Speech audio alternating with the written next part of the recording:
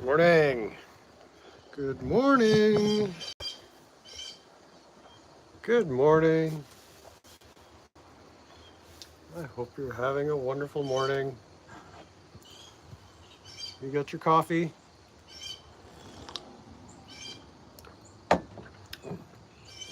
Cold already. All right, let's get some set up here.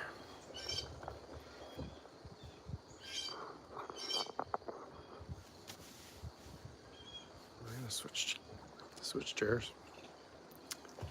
The sun is just blazing. I can't do it like that. Let's rearrange the furniture here. Welcome in, welcome in. Morning coffee and farm talk.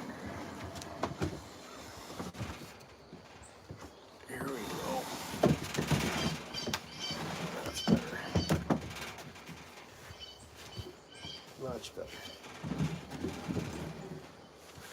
What I was thinking. Should have had this set up before.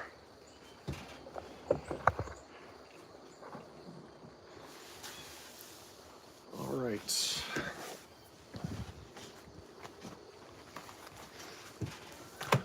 All right, let's see who shows up at 7:30 in the morning Central Time. Could be just me smoking cigarettes, talking to myself, but that's all right. Post this as a standalone video. Kind of springboard off the discussion we were having last night in the live chat about off-grid living.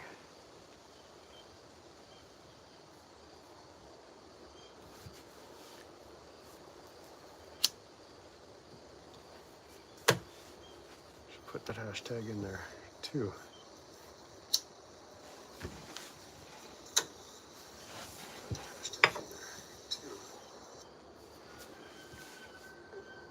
Straighten you out a bit. Straighten my hair out a little bit.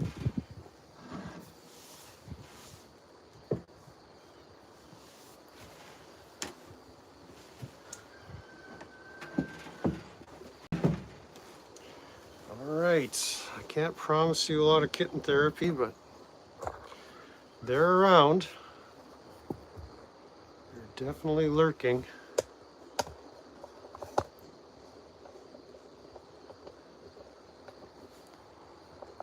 Little lurkers.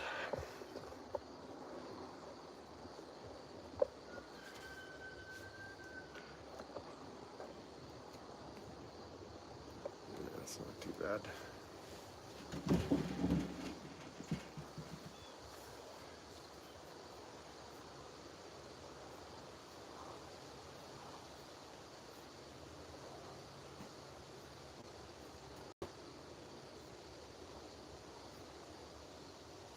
All right, so who's into off-grid living?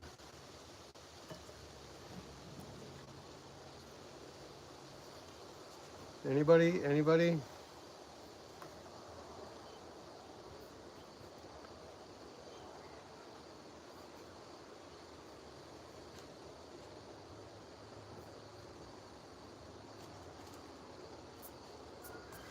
I love talking about these kinds of topics. I wasn't really thinking we'd go in this direction on this channel. I allude to some of the stuff briefly.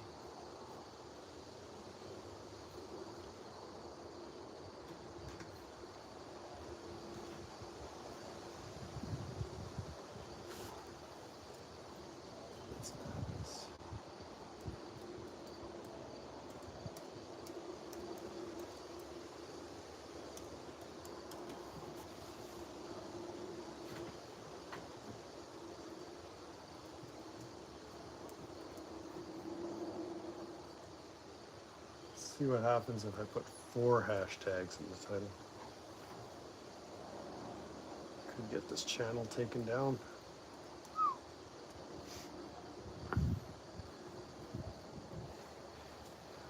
This is kind of one of those talks that, for real, could get negative attention from the system.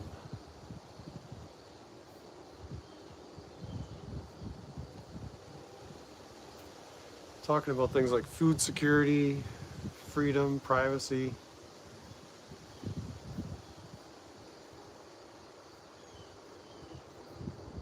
Who wants to talk about that? Who likes talking about that?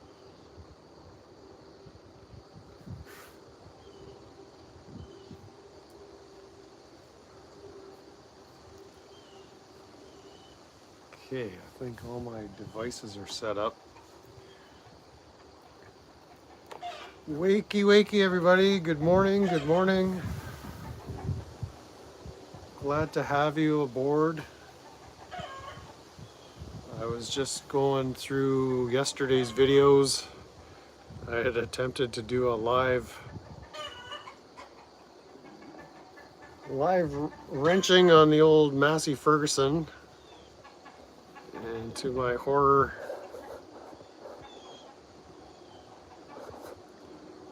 I caught the first minute and 50 seconds of what I was trying to do underneath the tractor, and then the stream just shut down. So I don't know if it was my internet or I flipped the phone the wrong way, and the YouTube streaming software didn't like it or something, but it just ended after less than 2 minutes. And then I picked up and we just did a discussion of what I plan to do with that tractor. And then there was my latest vinyl and CD music. What was it, an unboxing, music haul reveal? So I showed you my latest acquisitions. And then the discussion took an interesting turn. We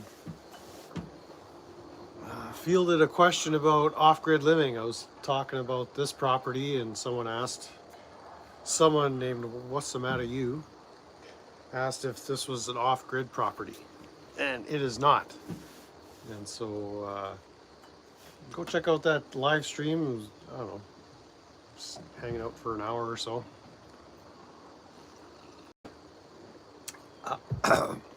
Well, we started touching on topics related to agriculture, and the reason I'm living where I live out here in the country was primarily motivated to provide myself with some food security and get away from the system in place that it serves society. It keeps people fed, but as far as taking control over your health and that kind of thing, I'm not offering any health advice by any means, but one of the keystones of good health is a proper diet, as well as good sleep, good clean water,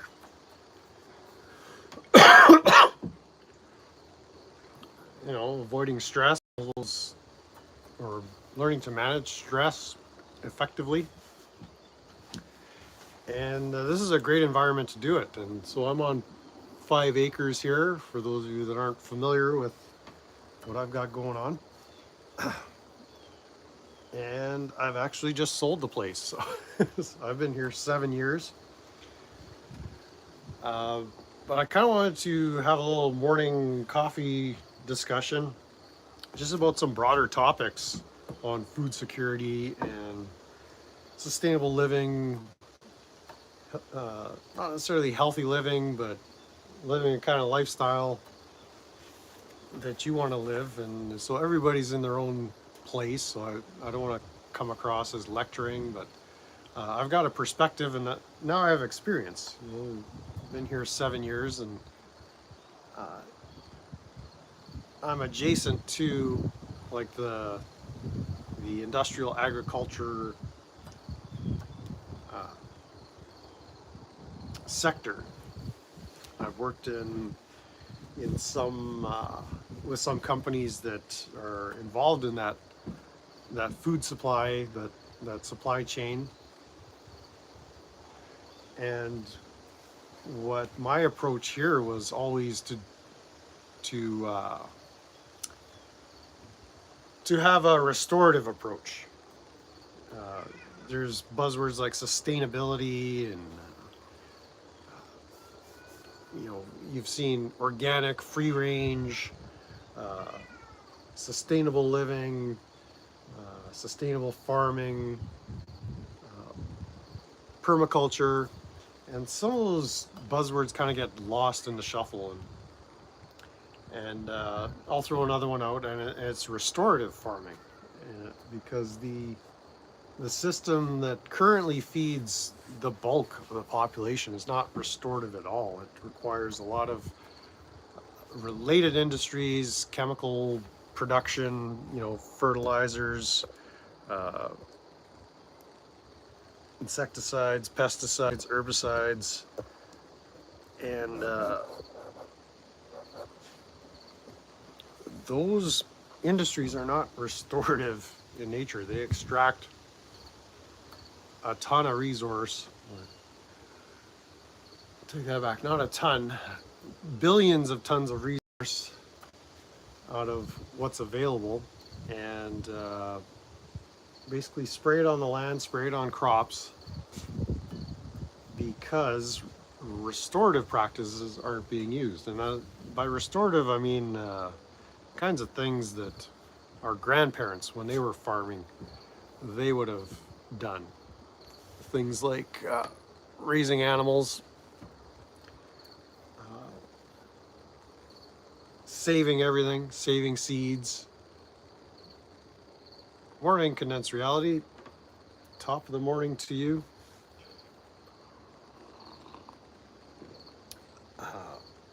Living very economically, putting in a lot of hard work. So it's not to say that a lot of hard work doesn't go into the industrial type farming practices, but it's different. It's a different type of work, and really capital is what's required now, where in the past it was effort and labor, manpower.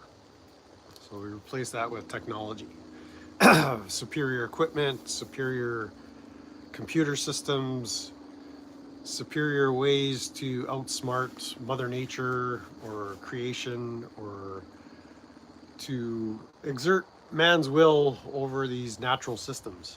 And I want to go back in time and revisit my early days of YouTube consumption, where I was watching content from guys like Joel Salatin that were talking about a different paradigm, and that you could get started farming or growing your own food, and you can do it wherever you are. So you don't have to do what I'm doing.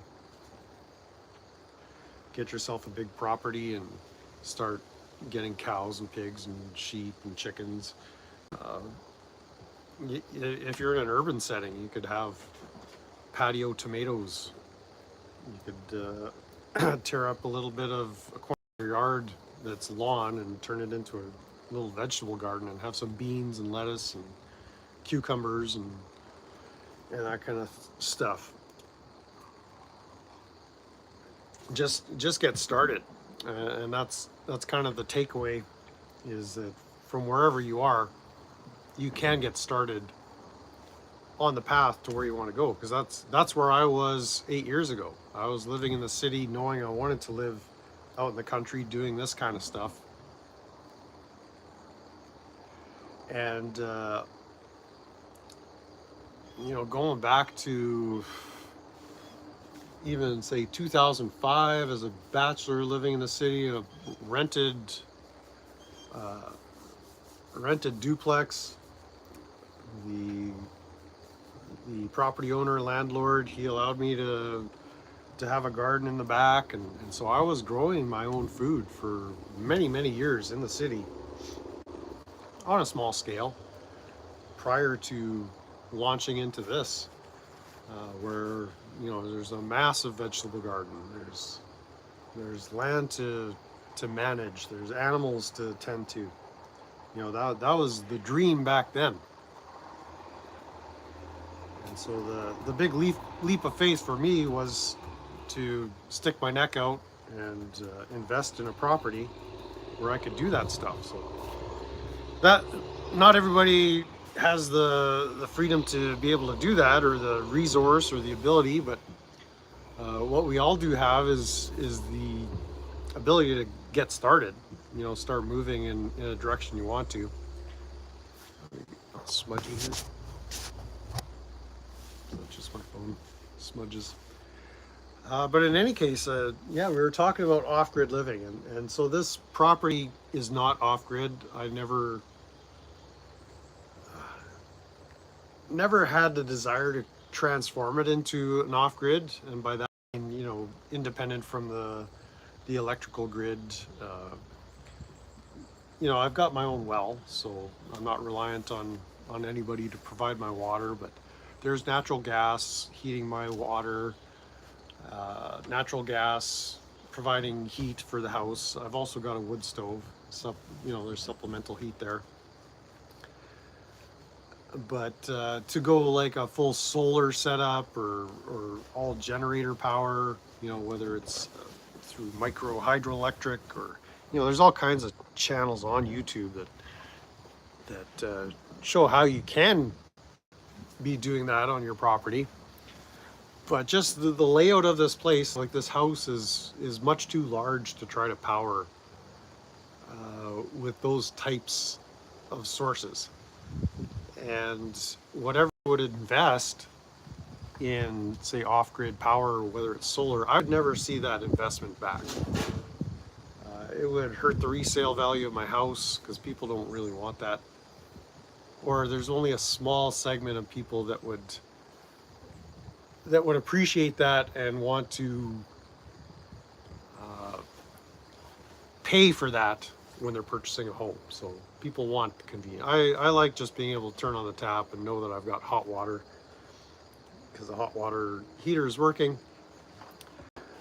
But like I like all those conveniences. I like being able to just take a hot shower, not worry if the sun was shining enough that day to charge the batteries to heat the water, or have to fire up the wood stove in the summertime to boil water to make a bath for myself. Like that's just too much work. And I was focused on learning how to raise, tend, care for animals, and that was, I think, mission accomplished. I got to do all the stuff I wanted to do. So we had the fresh eggs, the fresh milk, butchering my own animals. It was a blast. It is a blast living like this. You learn skills, you pick up a lot of stuff to put in your tool belt of knowledge. Hopefully that transforms into wisdom that you can take with you, pass on to others. But in the off-grid discussion last night, we were touching on just farm practices to some degree, and I was thinking about that this morning and figured we could talk about that over some coffee. I got some people coming around 9 a.m., so got a little bit of time to chit chat about that. But the restorative aspect of what I wanted to do, I think that's a discussion worth having.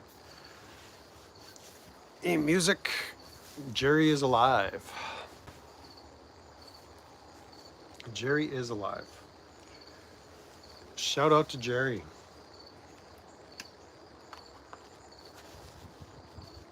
So, yeah, well, how do we begin this topic? Restorative farming or restorative practices, agricultural practices, food security. I think I look like Jerry. Oh, Jerry Garcia. I think does he spell it with a J or a G? I thought it was G.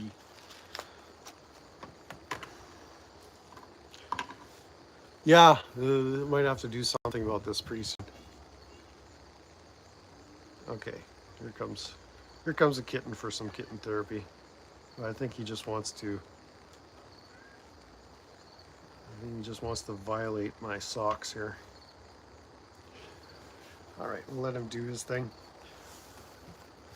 But animal agriculture, I believe, is a key, and it's raising ruminants. And by ruminants, I mean those animals that have 4 chambers in their stomachs. You know, cows, sheep, because they essentially process foods that are going to produce soil. It's really a miracle of nature, or a gift from God that these animals, let's just call them cows for now. Cows can turn sunbeams into food. The sun shines down on the earth. The earth produces grass. The grass produces or draws up nutrition from the soil beneath. The ruminants graze on that grass, and they provide us with products like milk, meat, you know, calcium in their bones, all manner of products you can get from cattle, leather, and that all is powered by the sun, and grass, which is everywhere. I mean, look outside your window. You probably see grass from wherever you are. Whether you're in a high-rise building, if you look down, you're going to see something resembling a green color. Unless you're in the middle of a desert or a drought-stricken area, you'll find these patches of green, and that grass, in many settings, is just ornamental. It doesn't really serve any purpose. We just mow it down every week or every few days. But out here on the Canadian prairies, that grass has nutritional value to a wide variety of animals, you know, wildlife as well. Provides habitat for insects, and the birds feed the insects, and so every animal plays a part. And the farming practices of old, it mimicked nature. And my hair is a little too floofy today.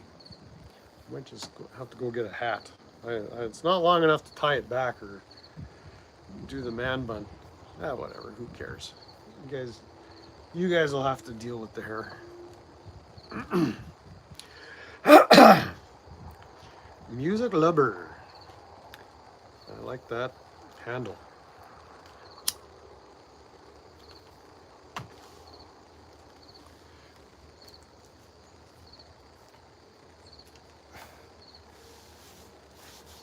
But yeah, out here, that nutrition is all around us. That food is all around us, and it's converting into something usable. Because you and I, we can't go grab a handful of grass and feed ourselves. Like, we don't have the enzymes in our body, our digestive system. We have one chamber in our stomach, an intestine.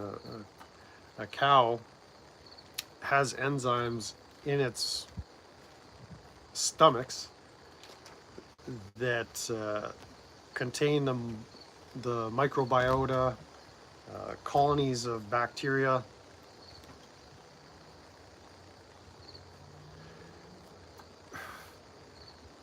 And really, when that cow is eating grass, it's feeding that ecosystem in its stomach. And what those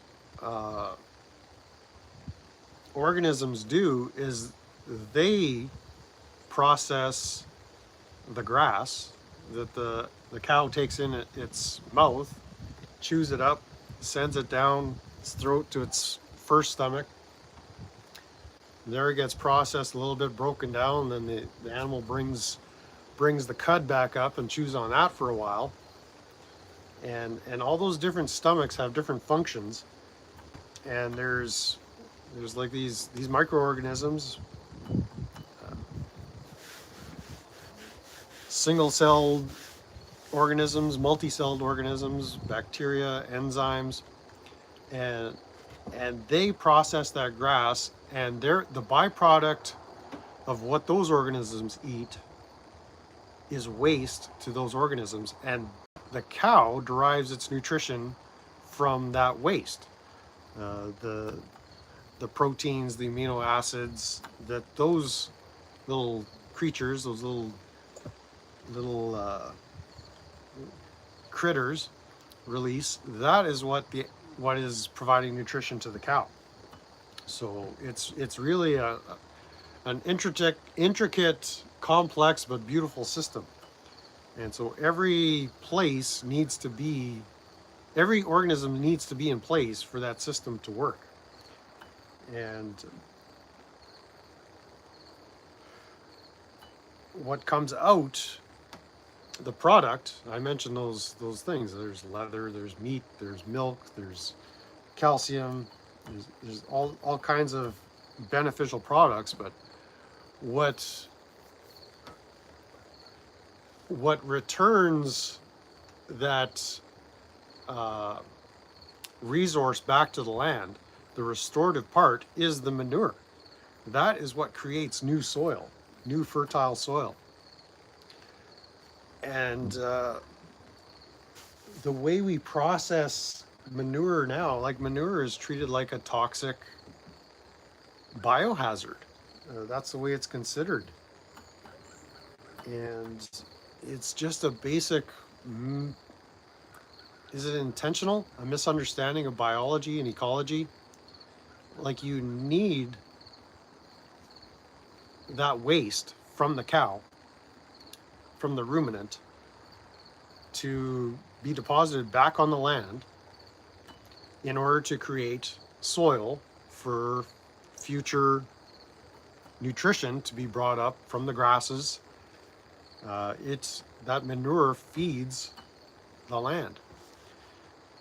And modern practices have taken it so that man, through technology, chemical applications, treatments, practices, we're feeding the land with synthetic compounds.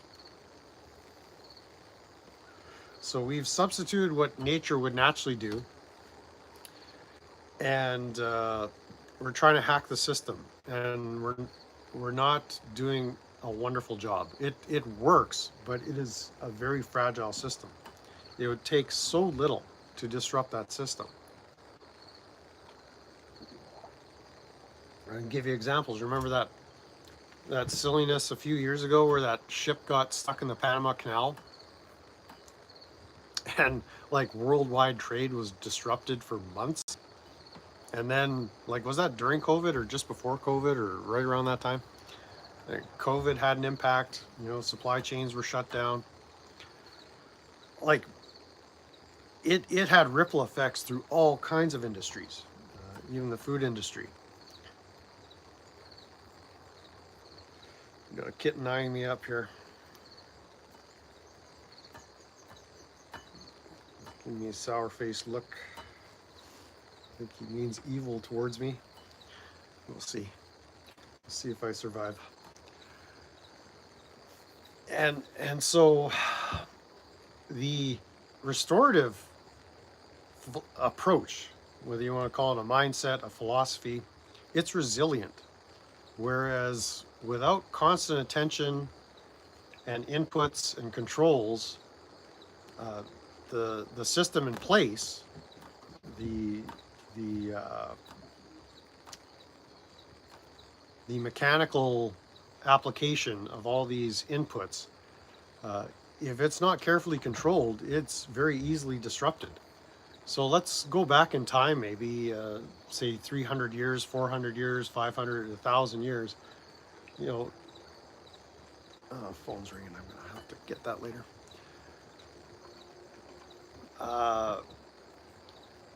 I'm in North America, in Canada, in the Great Plains, and back then there were great herds of bison. all through, you know, the Midwest of the Americas and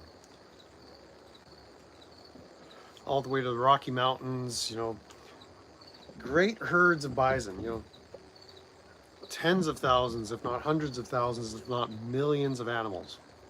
And they would move from place to place. This was prior to uh, European settlement. And what would happen there is the bison would move from feeding ground to feeding ground. They would graze an area. So you just let's just use a figure like 100,000 animals, just because it's hard to picture a million animals in one place. But say you had 100,000 bison, a massive herd of bison, and they would move into a region. The grass is sitting there, virgin, untamed, just complete wildland, and they would move to the places where the best feed is, and they would just migrate from place to place to place, finding fresh pasture, fresh forage. And so they would spend a day or two or three or four or however long. But 100,000 animals, think about all the grazing, like that's intensive grazing, and that's intensive pooping, all the waste from those animals. So the fecal matter as well as the urine, well, the poops, that's very rich in carbon, and the urine is rich in nitrogen. And when you've got that combination of the carbon and nitrogen, and then you add the next chemical, dihydrogen monoxide, otherwise known as water, that stuff begins to break down and compost. And then those compounds in the manure, those amino acids in the urine, they break down and they feed the soil, and that creates a new layer of soil. Now, what you also had with the bison is predators. You had typically wolves, you know, packs of wolves that would hunt the bison for food, and they would push the herds from place to place. A herd wouldn't stay in any place from one time because of the danger of the animals. They would be on the run. So it was those two organisms, the bison and the wolves, would work in concert so that no patch of land would get overgrazed. Eventually the bison would graze a tract of land so that there was no sense to stick around. You'd have to move. If you're a bison, you're thinking, you know, there's nothing left to eat here. Let's move on down the street here. But the wolves would constantly be pushing them across the landscape, all across the Great Plains of North America. And so you had this rotational grazing occurring, where the movement of animals was like this ebb and flow, growth coming up from the ground, the grass is springing up, putting forth seed. Well, those seed heads, they'd get consumed by the bison, and the seed has a little kind of waxy hull on it, and so even through chewing, some of the seeds would escape through the manure, and those seeds would be deposited in this fertile manure, which would eventually break down into soil. And so there's this constant reseeding, resowing. So these bison herds, they were basically gardening and taking seed from place to place. So huge biodiversity of different species. I wish I could get this guy to do some grazing other than grazing on my pant leg. Oh, that's the female. Sorry for misgendering you.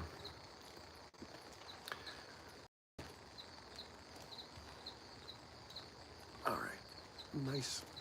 Oh, here's her brother. What do you want, monkey? Hey, you little monkey. Say hi, monkey.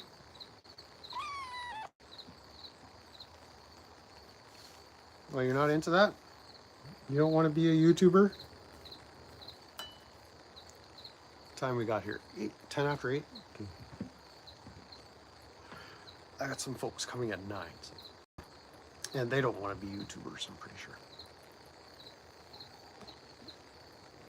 So you got this incredible biodiversity being created by nature, right?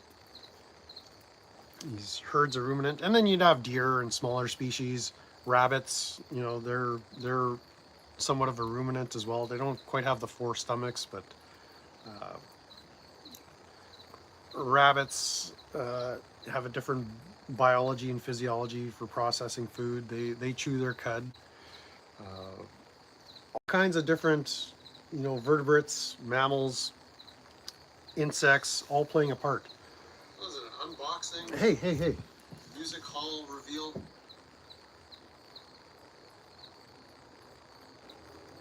Playing with my stream here. Keep your filthy paws off my laptop.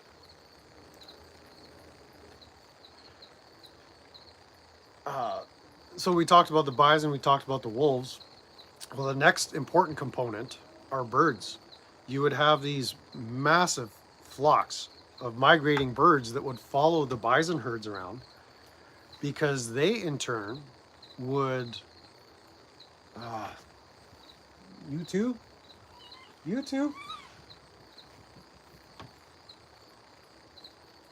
filthy paws, nasty cats.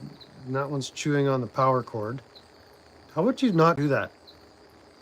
Yeah, this kitten therapy is turning into kitten trauma. Quite suddenly, I'm in grave danger here. I think a little monkey drew blood.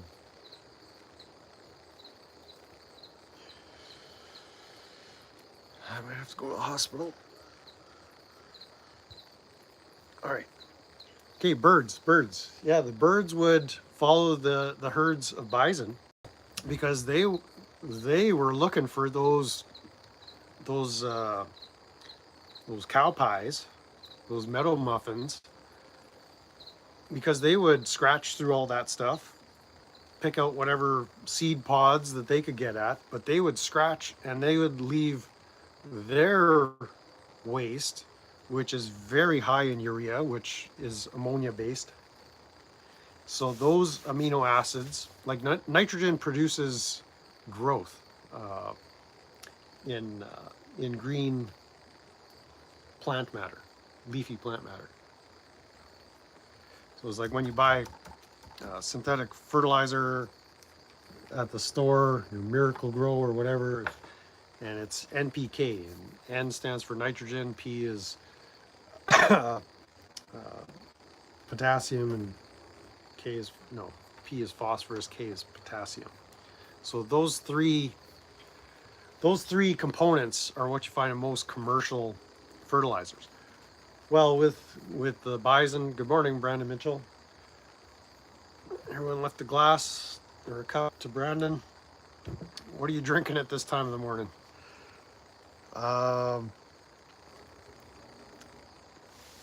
Those 3 compounds would be found in nature by these organisms. The birds would contribute their waste. Another thing that the manure would attract is flies, insects that would lay their eggs in the manure. A nice spot for their little insect babies to grow up in, a little insect nursery. But the birds, they're smart. They got those big bird brains.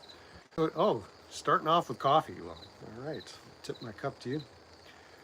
Those gigantic bird brains, they know. They're not dumb. They know the flies are laying the eggs, so they'd wait. Once they see the flies leave, the adults, they'd wait a couple of days. for those precious eggs. And then they'd go in and they'd scratch through those meadow muffins and eat the insect eggs.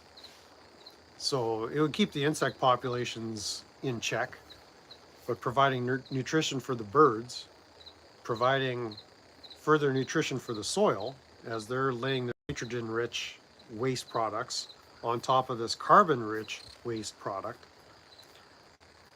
And then the rain would come down, kind of wash it all, dilute it out, soften it, make it nice and gentle for the earth to absorb it, and all those nutrients would leach down and get stored. And then the grass would, the roots, the plant material would draw those nutrients back up, and it's fed by minerals, rocks from underneath. So you get, you know, your iron and calcium and all those kinds of things. And so the system I'm describing is so much of a departure, or the system in place is so much of a departure from the system I'm describing, where we feed everything from above with chemical, where really in nature you let the animals do their thing and then everything is from the bottom up. And that's kind of, that's where the idea grassroots comes from. You know, if you ever had to pull up grass in your garden, you got grass growing where you don't want, well, pretty soon you find there's this intricate root system, and it's very hard to eradicate all the roots out of a grass root system. Eventually you're going to miss a little sliver of a root, and eventually a new shoot is going to come up. Then you're going to have to go back the following year or a month later and try to get those roots back out. You ever heard the idea of a grassroots movement? Well, that's a bunch of individuals working in concert, in cooperation, and it's completely organic. It happens from the ground up. It's really actually below the ground that where all the action is. And that's kind of, as a life philosophy, I've always been bottom up versus top down, grassroots versus centralized control from on high. That's kind of the revolution, if you want to think of it that way. Just again, thinking in terms of mindset or philosophy. And it's really mimicking nature is where that power is. You know, to get freedom, you got to think like a grassroot. You got to think like a bird. Have a big brain like a bird, right? Or a gigantic brain like a kitten. Oh, you want another shot? Another photo bombing? Okay, how about you just chill? It's all good. You're fine. You're fine. No more coffee for you, though. And so, you know, it doesn't take long to see that you need all these components in place to have a successful, thriving system where food becomes available, where all that nutrition becomes available. Because, the humans that were in the regions where the bison thrived, the Native Americans, the First Nations, Indians, however you want to refer to them, you know, they would hunt the animal, those bison, use their hides, their meat, the bones. You know, they utilized every portion of that animal, like nothing went to waste. And it's not exploitative. Like, eventually different species became domesticated, and the farming practices of old would mimic those rotational grazing it wasn't a practice. It was just what was in place. It was natural rotational grazing that was occurring with the wolves chasing the bison, with the birds falling behind. So it was Joel Salatin that was unpackaging this. Is you want to mimic nature when you're growing food for yourself, or if you're a farmer wanting to practice restorative farming. And so through the use of electric fencing, you could move animals from place to place on your land so that they're never overgrazing one patch of land. And then, so you don't need the wolves in that scenario, but then you take a species like chickens, which you grow for their meat, and you introduce those chickens a few days after your cows have been grazing a patch of land, and those chickens will mimic the great flocks of birds that would do their thing following the bison. And so Joel Salatin came up with a wonderful method. I encourage you to check out his content. Let's go ahead and link to his channel here in the chat. Just give me a second to look his stuff up. Pop his, give a shout out to old Joel. He's in North Carolina, if I remember correctly. I haven't been following his content in some time because at a certain point, like everybody's context is different. So I wasn't trying to copy Joel Salatin, but taking his example and inspiring and applying it to my context here, because I do things, you got to do what works in your situation. So everything Joel Salatin was doing, I wasn't trying to copy or emulate. I was doing what worked and works for me here. But we did that. We had sheep and cows and then chickens on the same piece of land. We utilized electric fence to control where the animals are allowed to graze for any length of time. And on a relatively small property, I'm limited by what my land capacity is. The carrying capacity of my land, I can only do so much with the amount of pasture I've got. So where's old Joel here? Just give me a second to look up his channel. Joel Salatin.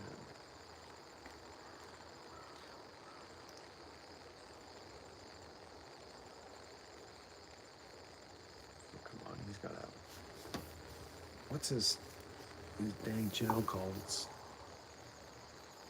not... Farm Like a Lunatic. I knew it was something weird. I'm not even subscribed. Okay.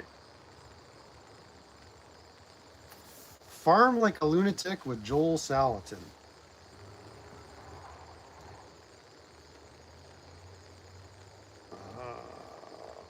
Here. Gotta do this.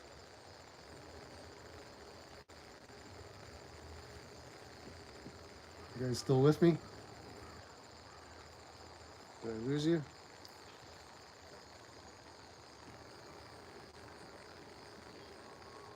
Okay, here's Joel Salatin's channel. He doesn't have a ton of content. There's 300 videos up there, but he does a lot of touring, a lot of interviews, a lot of conferences. He's all over the place. Like he's a brand. He can almost franchise what he's doing. But an inspiration to millions out there. So I encourage you to check out his content. Very knowledgeable. He's got degrees in agriculture, and like he's done the stuff. He's been at it for 50 years plus.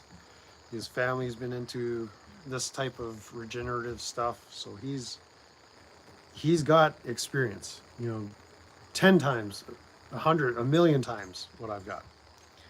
So I'm just wanting to share my experience. And reinforce the message. You don't have to do what I'm doing. Like, I don't want to create some kind of complex in people thinking, well, that's what I need to do, what Brent has done. It's like, no, you do what's right in your situation, what you're capable of. And then as you start doing it, your skills and your knowledge grows, and you take on more, you take on more challenges, take on a little more risk, get outside your comfort zone. And it's that way of living, I think, that really promotes freedom. Because I was saying in last night's stream, it was like freedom is a myth. It's a scam. Well, that's really being a little cheeky. You define your own freedom. I can't define freedom for you. You'll know once you've achieved freedom. And it's not freedom, like freedom is not one size fits all. It's very individual. So freedom, trademarking the term freedom, that's the scam. Like there's no such. Okay, sorry, these kittens are trying to hack. They're trying to get on Reddit or something. Keep jumping on my keyboard here.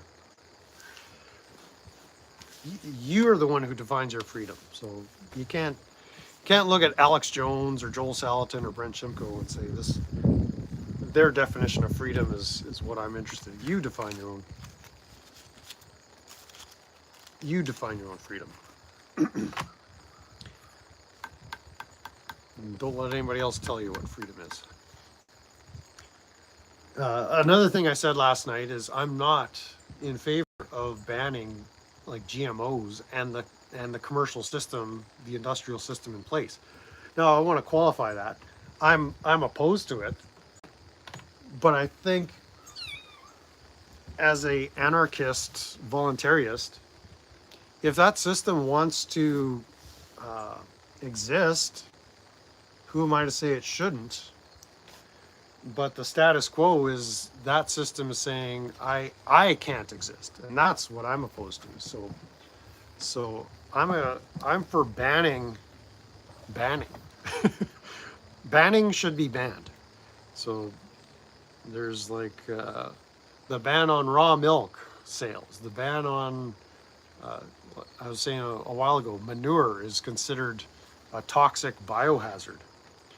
You know, that thinking is just so wrong, and they want to ban the use of certain practices. They want to ban heating your home with wood.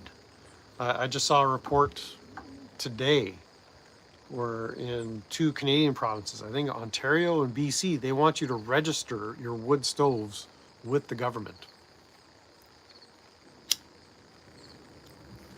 So your wood burning heating appliances, whether it's a fireplace or a wood burning stove, they actually want to register. So never mind they're coming for our guns, they're coming for our wood stoves. Like, is that insanity? And the way they can do it is through insurance, right? Because if you've got a mortgage, and even most people that don't have a mortgage, they've got home insurance.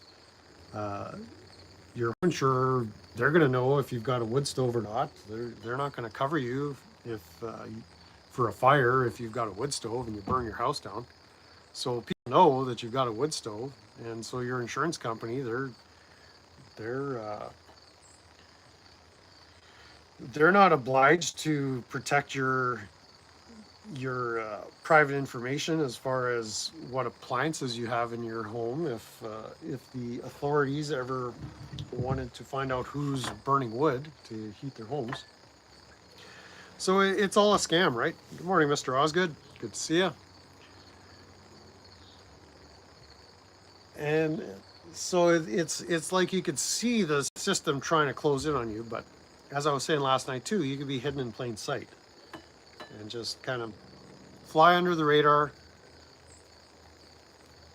mind your own business. You don't have to make waves. I mean, I said earlier on in this live stream, this is the kind of discussion that could get this channel taken down because it challenges the status quo, and the status quo is like hypersensitive. It's like has no resilience. It's not interested in discussion. It's not interested in compromise. It just wants to destroy whatever doesn't fit within the status quo. And the status quo today is central planning, government control, bureaucratic oversight, bureaucratic overreach, authoritarianism. And so words like freedom, liberty, all those concepts are are not what the status quo is interested in. Independence, self-sustainable, that's all under attack. You guys done? You guys done hacking into What's the Matter U's account? Hopefully they'll leave my laptop alone. So yeah, just rambling on. The show about nothing, the channel about nothing, brought to you by Jerry Garcia Seinfeld. It's a broad topic. I just figured I'm waiting for these people to come. I got my coffee, I got my smokes, I got an iPhone and a tripod. So why not enjoy a beautiful morning talking about some interesting things. But of course, that's all we talk about on this channel is interesting things, right?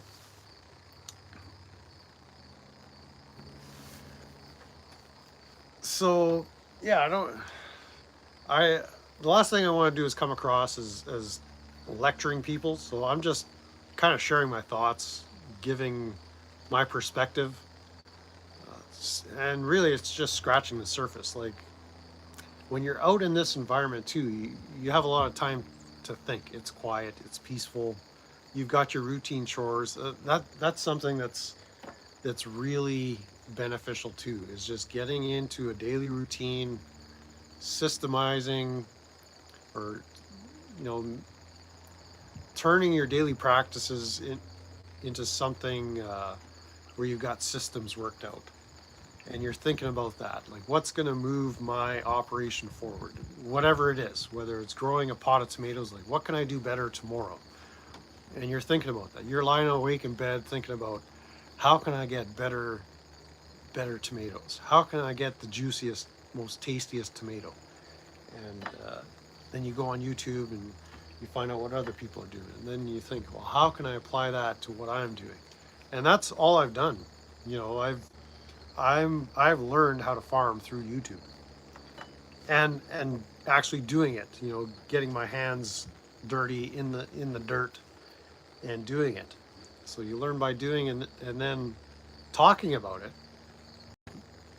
is educational for me, because I'm sharing what I've learned, what I've been doing, and it helps me process it further. So it's an interesting cycle, instead of thinking about the bills and this and all the minutia of daily life when you're in the city. And again, I don't want to demean or talk down to anybody that finds themselves in a city setting, but it's like you have different cares and worries when you're in the city. But out here, when it's quiet and it's peaceful and you have time to think and you don't have the pressures of city life grinding on you, the daily commute, driving in traffic, rush hour traffic jams, crazy drive. Oh, the driver's out there now.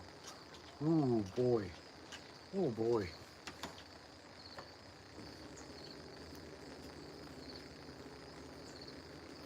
See, I don't have to go anywhere. I don't have to be anywhere. After these people come, I'm going to head into town for breakfast. So, treat myself to a breakfast at the local Greasy Spoon. And so yeah, my biggest worry is what am I going to have for breakfast at the diner.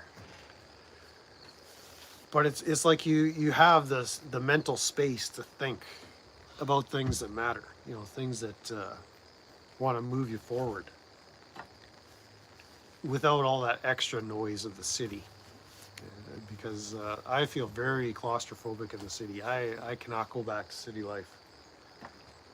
It's a nice place to visit, but I wouldn't want to live there. There's lots of sights and excitement in the city, lots of action, lots of activity, but I much prefer the action and activity out here. Getting mangled by kittens, getting my fingers dirty, busting my knuckles and farm equipment and small engines and that kind of stuff. Just it's a different pace of life. It's a different way of living. And so, yeah, maybe I'm talking to somebody out there that, sees what I'm doing and wants to do the same thing. Well, like I was living that city life 8 years ago with the desire to want to live differently, to live like this, and now I've done it. So this place, like I say, it's no longer mine. In another month, I got to be out of here now on the 15th of September is the possession date. So there's a lot of work to do to get the place cleared up, cleaned out for the new owners. But with what I've learned here, I've got that. Like it's a part of me now. So I could take that wherever I go and apply that, whether it's renting or uh, working for somebody else in their context or being a consultant, that kind of thing. Like there's all kinds of opportunities. So it's building your skill sets, building your knowledge, and that becomes a part of you. So start wherever you are. Start small, but start. I guess that's the advice. That's the encouragement of the day. Because it's achievable. Is this property everything I wanted to do? No, but that kind of thing, really, it's doable. But a lot of these things take time, and that's another lesson you learn in farming is patience. You you flow with the seasons. I think I'm if if I was if I had kept this property, I wouldn't be thinking about what I have to do today or tomorrow. I'd be thinking about what I need to be doing next spring already. It's October. What is it? It's August. Middle of August. I'd already be thinking about April and March and having lambs in February and January. Like I'd be thinking you have a different time horizon, and it really I didn't have that in the city. You'd be thinking about what I have to do this coming week, and that's it. So there are, chores and responsibilities that I've got to deal with in the next few hours, and the next day, and the next week, and the next month. But I'm thinking next year already, or I would be thinking next year already, as a farm operator, as a farmer, as a filthy farmer. So that's something that just being in the context of what I'm doing here, you learn to start thinking like that. It comes naturally, but you have to be in the environment for that to be achieved. I don't know that people just generally think in terms of where I want to be or what, seeing the future in vivid detail. This is what I need my farm operation to look like on May 1st of the next year, or 5 years from now. This is where I want to be at, and being able to picture it and then move in the direction to achieve that. Uh, like another example of that, like if I knew I was staying here, I would have to be buying hay and straw for my animals. So I'd be contacting my farmer buddies in May and June saying, are you going to have something for me this year? Because I know I have to put up so many bales of hay and so many bales of straw to keep my animals warm and fed. And so you're just always future thinking. And then there's the plans, like, do we want to introduce another animal species? Do we want to get llamas or goats, or what's the next thing we want to do? Once we reach a plateau, not a pinnacle, every time you rise up, you can see farther. Your vision, it's like climbing a mountain, right? The higher up you go, the farther you can see the landscape, the farther you can see to where you want to be. So the way to get to that top of the mountain is start climbing. But in any case, yeah, that industrial food system, if we shut it down today, billions of people would die of starvation. So like we can't go back to the system I'm describing, farming the way our grandparents and great grandparents farmed. You know, we're back 100 years ago, let's say, 75, even 50 years ago, you had these small 40-acre farms, 80 acres, 100 acres, and there were hundreds of thousands of them across North America, if not millions. You know, the majority of people lived on the land. And your primary objective was to feed your family, not starve to death. And, you know, through the Homesteading Act, people were given tracts of land. So you build your house, you start working the land, you do the stuff, and just get to work, right? And everybody, there was enough food for everybody. Everybody ate. There was food for people in the city because those farms would produce more than what you could consume. Because if you have two pigs, a male and a female, well, they're going to have 10, 12, 14, 16 piglets in every litter. Well, a family of 4 or 6 or 8 or 10, you're not necessarily going to eat all those piglets once they come to maturity. So you sell the excess, right? And that's just with one mating pair. If you had a male with 2 females, well, now you got double the piglets. Well, you sell the piglets, or you raise those pigs up to butcher and butcher weight, and then sell them for slaughter. So you're always, with farming, you're generally producing more food than you can consume yourself. So you sell the excess. Like, that's the business model. And all these small farms, these 40, 80, 100, 150 acre farms, those millions and millions of farms, that was enough to keep everybody fed. And it was good quality food. Whether it was eggs, chickens, whatever produce was required, all these millions of farmers and their families working the land, building the soil. Oh yeah, getting back to building the soil. Remember those bison herds I was talking about? Well, every year, you know, they're adding that manure, and that builds up over time. And so through the Midwest and the Great Plains, you had such deep, rich, fertile land soils. Rich, fertile soil on the land. Joel Salatin talks where in like the Shenandoah Valley, the topsoil was like 10 feet thick, just beautiful black earth. And once colonizers and settlers and engineers moved in, well, they started working the land, changing waterways, driving beavers off the land. So wetlands suffered, and draining natural waterways to make way for more productive farming practices. And a lot of that topsoil just got washed into the Gulf of Mexico.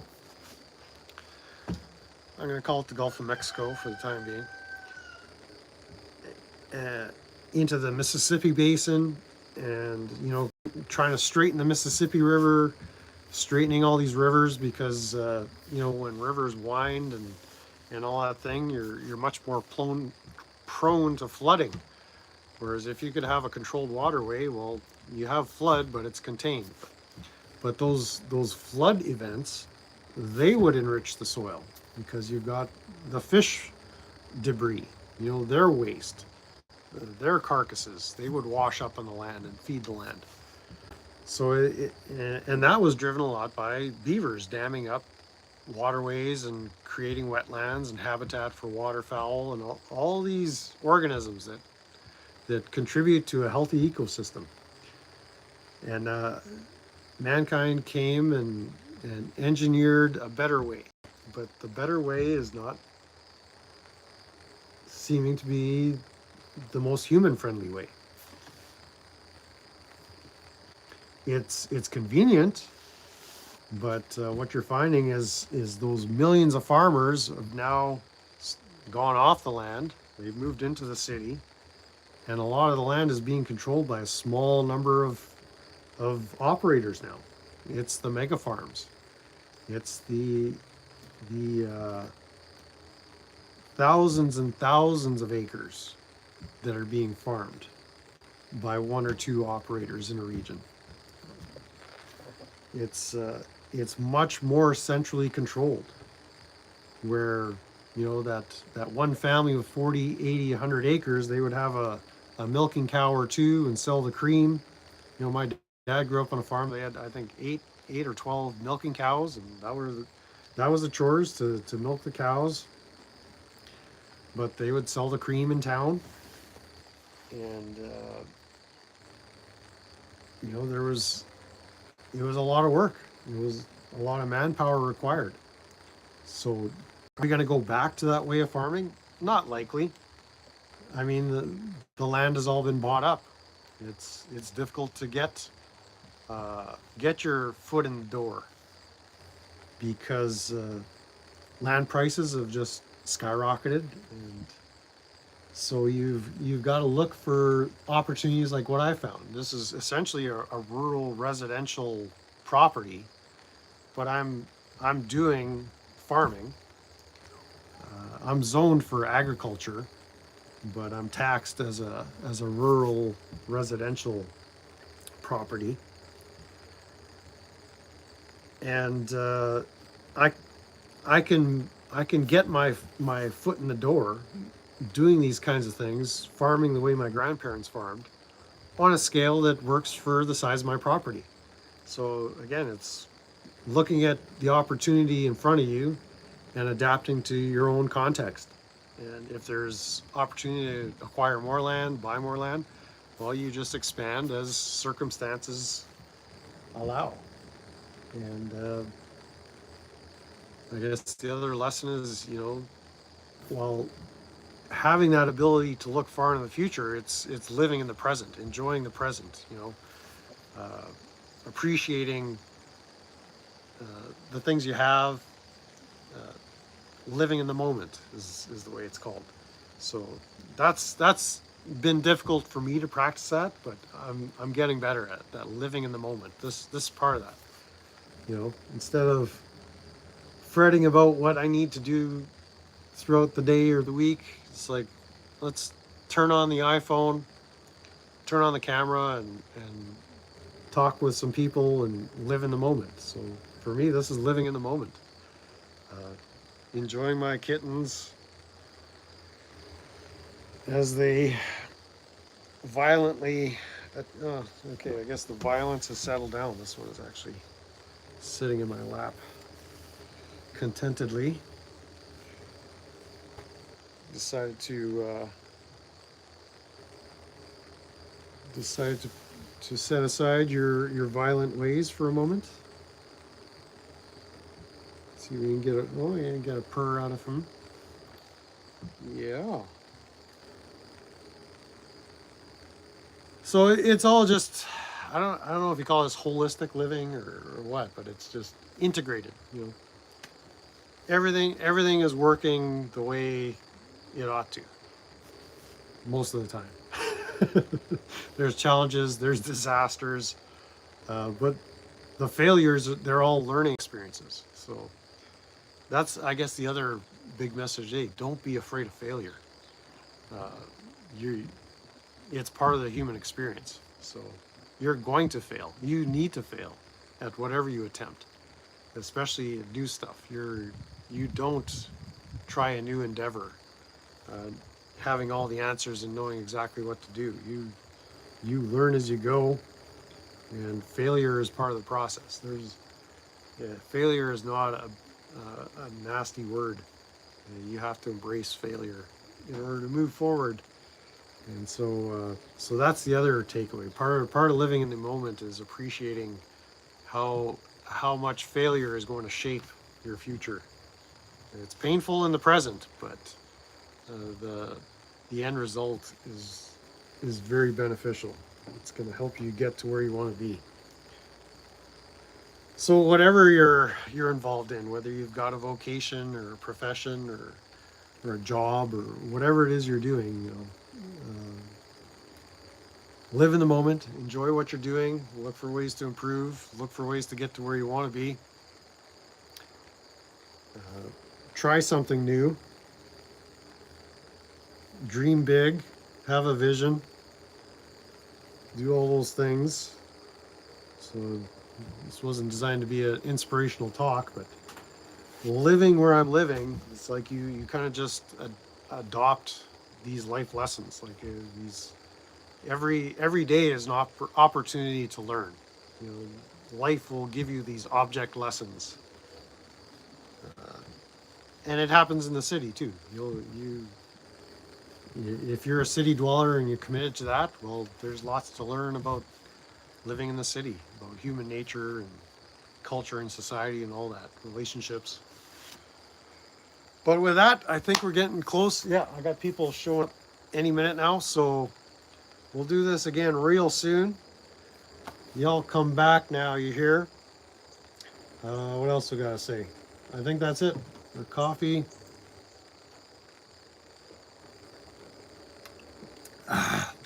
Coffee is done. And I think that was a good talk. So thanks for coming in. And have yourselves a great, wonderful, fantastic, exquisite, fun-filled, joy-filled, kitten-filled day. Oh, this one's already asleep in my lap. Okay, talk to you later, everybody. Bye-bye.